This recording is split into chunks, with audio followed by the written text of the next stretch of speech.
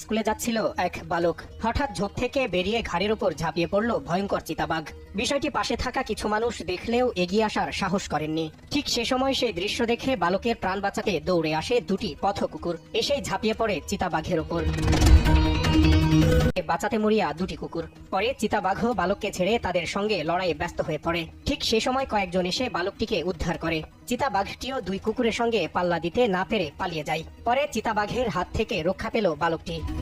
এমন এক ভিডিও সমাজ মাধ্যমে প্রকাশ্যে এলে ভাইরাল হয়। এক্স হ্যান্ডেল থেকে অঞ্জুম সমাচার নামের একটি পেজে ভিডিওটি ছাড়লেই মুহূর্তেই সৃষ্টি হয় চাঞ্চল্যের। যদিও ভিডিওটি কৃত্রিম মেধার সাহায্যে এআই দিয়ে তৈরি দাবি করে ভারতীয় সংবাদ মাধ্যম আনন্দবাজার। ইতোমধ্যেই বহু মানুষ দেখেছেন এই ভিডিওটি, অসংখ্য লাইক এবং কমেন্টও করেছেন। ভিডিওটি দেখে নেটাগরিকদের অনেকে যেমন বিস্ময় প্রকাশ করেন, তেমনি অনেকে আবার উদ্বেগও প্রকাশ করেন। এমনকি ভিডিওটির সত্যতা নিয়েও প্রশ্ন তুলেছেন অনেকেই।